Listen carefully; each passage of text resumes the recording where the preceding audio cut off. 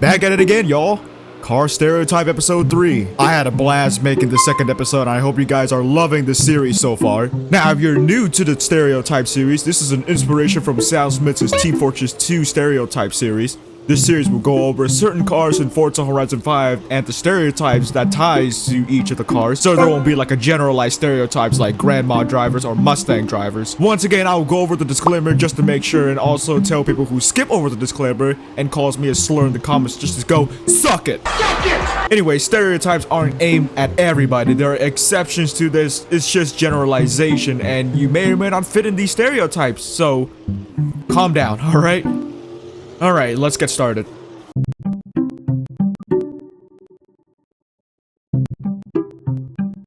Yep, straight war pig. Now, if you're new to the stereotype scene, a war pig is a Team Fortress 2 term where people who wear the TF2 hat of the same name, the war pig, tend to overestimate their skill level. In the context of Forza Horizon 5, people who drive the Pumas are good, but they tend to think they're always better than they actually are. Though I do notice these guys tend to be a little bit cleaner than the RS200 and the TOK drivers.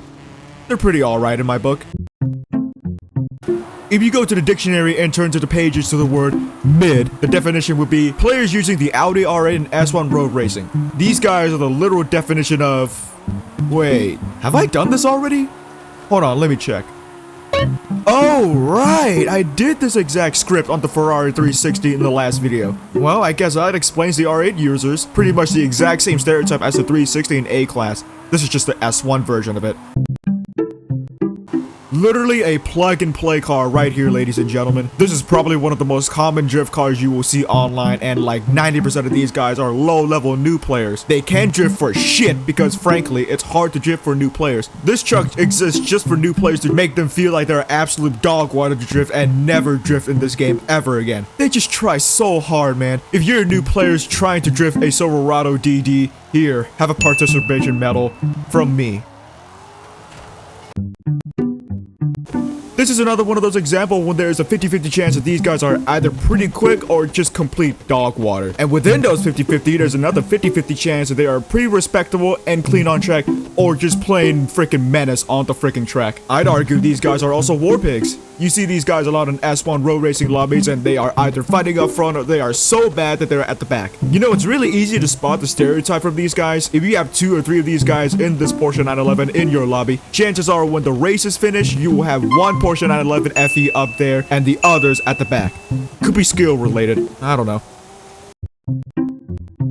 So there are 2 stereotypes that pertain to this car. The first one is pretty obvious. Meta meat riding son of a gun. These guys are so fast and so ridiculously overpowered in this game that they DNF pretty much half of the lobby most of the time. Now the second stereotype, and I'm gonna put in big air quotes here, meta meat riders. I'll just let this clip sum it up.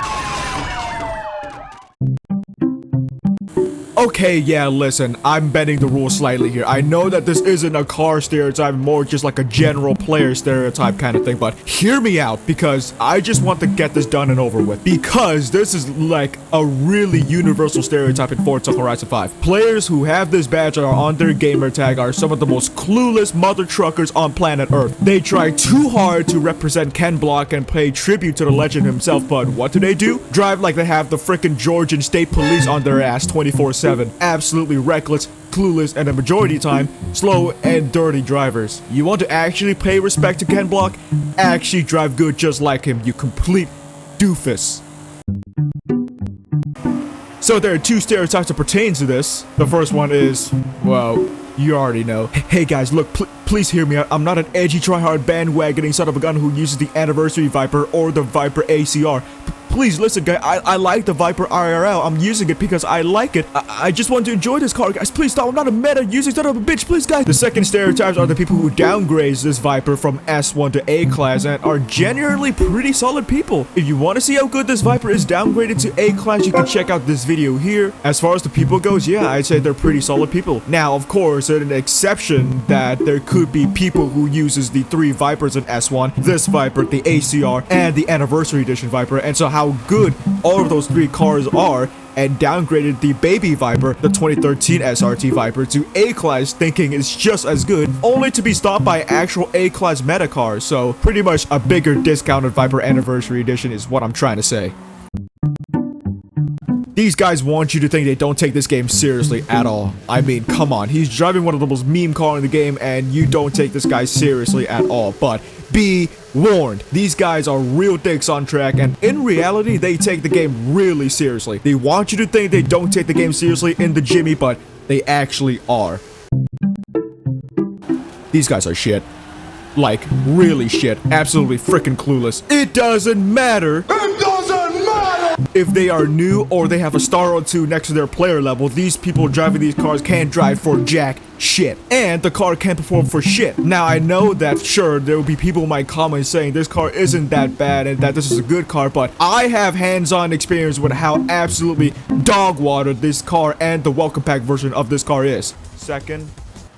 Oh no! These guys always finish bottom half and or rage quit. Electric cars are just so mid to bad in this game most of the time. One more thing I want to mention about this car. For the love of everything that is holy, stop gifting me this car. Everybody has like 10 of these. I don't want another one. And many others don't want another Porsche Taycan. Like, where the hell do y'all get so many of these freaking cars from? What the fuck? You guessed it, these guys aren't taking the game seriously at all. Come to think of it, why didn't I include this car from the last episode? But anyways, you can expect these guys just to have a good time and are very often actually challenging themselves to even try to finish a race on time while standing on the fucking edge of the earth every turn. These guys are awesome, dude. Rock on. As time goes on, I see more and more people use this car in A-Class, and I can see why. This is one solid A-Class road racer and is pretty balanced, but once again, they are somehow always becomes runners-up in every single race. They can't win for shit because there's a meta using son of a bitch in the lobby, and when there isn't, they somehow find a way to get skill issued and lose. I feel so bad for these guys, dude. I really do. Huracans in this game are some absolutely complete certified ocean-going pillocks. A fully rigged, rate A1, ocean-going pillar. So I'm gonna speedrun all the Huracans in this game and give y'all the stereotypes, though there is a common theme that you guys will see. Common assholes on track that are pretty fast on the road. Common asshole on track that are pretty fast on dirt. Assholes on track that are pretty mid. Not as big of an asshole, but still an asshole, and are also mid. Nobody uses this car at all, but they are still assholes. Pay to win assholes on track. Pretty fast drivers though.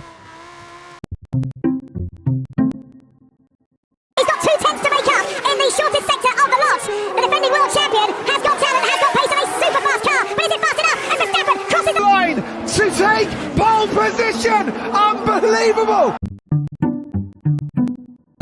It's unbelievable how bad our speed is on the straight, man. Like, it's a different category.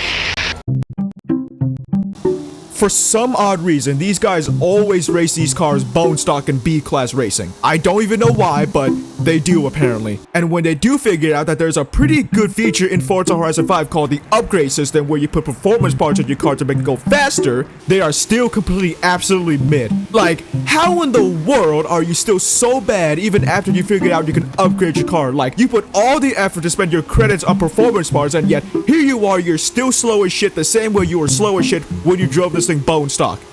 Get it together, man. Jesus Christ on a bike. Literal freaking TikTok kids with 0 brain cells, and they just completely remove the brake pedal from their car, or in this case, remove the left trigger on their Xbox controller. These kids drive the SVJ because they think it's the greatest invention since the fucking light bulb, and they will use it day and night to prove that it is fast. But they're still kids, and kids can't drive, so expect them to plummet the goddamn wall every single time. It's a shame really, because in reality, the SVJ is actually a pretty solid car. I tested it in my overrated video, which by the way, you can watch it just by going to my channel and just click on the video. Okay, real talk, I don't see these guys often at all, but holy crap, they are fast. I usually believe that the majority of electric cars in this game are pilot dog crap to drive and to race against, but this is an exception. I don't know how they managed to get this heavy EV SUV to zoom this fast in A-class road racing. If you see these guys, expect them to absolutely whoop your ass when you least expect them. Oh god, that sounds so wrong. This is the S1 dirt racing version of the Aston Martin Valkyrie. These guys are literally fucking possessed by RNG. I mean, I can understand why this thing is such a snappy thing to drive. One small correction could wipe you and the people around you off the track. Like, you can't even predict if these guys are deliberately dirty or they are trying to race clean. But because the car is so unpredictable, it makes the people around this execute user think that the execute users are dirty. If you're the latter of this, I feel so bad for you, man. You would think that because these cars are rear-wheel drive two-door Japanese sports cars with custom body parts, that players would turn this into a pretty fun and solid rear-wheel drive drift car with probably a 2J or a V8? Well, you're fucking wrong. Every single time I see these guys in a drift lobby, they have these two cars all-wheel drive swap and just absolutely destroys everyone with no remorse. Like, for God's sake, dude. I guess it makes sense to all-wheel drive drift some stupid cars like the Willys Jeep and the Autozan, but this? I don't even know, man. This has to be some sort of graphical glitch or bug or something. I don't know why, but for some reason, out of all the cars I competed in S1 road racing lobbies, the Centenario is literally a tire smoke machine. I have never seen a car produce so much tire smoke in turns before. This resulted in me being blind and being distracted. Dude, I can't see anything from these smoke right here. Oh my god, this Centenario is just a smoke machine right here. Like, you can't see. Do you see what I mean? Do you see what I mean? I swear to God, that is an unfair advantage. The following clip is a representation of what I am talking about. Lunch itself on the way to Japan, and all the way, and that is what Riken is trying to drive through. And what happens then? Let's keep an eye out. Physicella is going to come in and find some cars slowing down, I would imagine. Let's have a look. Oh, there he goes, right over the back of a McLaren of Gunga with no rear wing then. Physicella just didn't slow down. So there are two stereotypes with this car, the dirt and the road racing guys. The dirt racing guys are pretty average. They aren't competitive whatsoever and they aren't anything special at all. Probably rally fans, but they are always finishing in the mid-pack. They are pretty much forgotten in the lobby, and the only way to see these guys is if you are also mid and deliberately drive slow. The second stereotype is weird. It's the road racing Fiesta users. These guys are really weird. Like, I don't know how, but they are like magnetically attracted to the wall. Like, they would constantly slam and ride the wall like they think they are pulling a freaking Ross Chastain Hail Melon at Martinsville, and they somehow still finish a race in time even after slamming and riding the wall and receiving penalties over and over again. Yeah, weird, I know. Literal TikTok kids who are actually pretty decent at the game. Wait. What? Yep, as overrated as this thing is, most of the time these players are actually not bad at all. Sure, you might see them finish dead last, you might see them be absolute ass craps on track, but there are some examples of actually good M5 users on road racing lobbies. They are seen pretty often though, probably from the TikTok kids. The checkered flag is there. He wins the Azerbaijan Grand Prix. Behind him, Lance Stroll. Has he been overtaken by Valtteri Bottas? Just on the line, Bottas gets second. Well, that's it for episode 3. You know, the more I do these episodes, the harder it is for me to make more in the future because there are so many freaking cars in this game that it is hard to now find other cars that not that many people uses and get a definitive stereotype of those cars. But regardless, episode 4 will come out. It will probably take some time though, but please leave a comment down below for a stereotype you see on a certain car, not like a certain player or a certain car type. So yeah, leave your observation in the comments down below. But other than that, thank you so much for dropping by. If you do enjoy these kinds of content, make sure you drop a like and also subscribe to the channel. That will help me a lot. Other than that, thank you so much for dropping by. I'll see you guys next time, alright? See ya.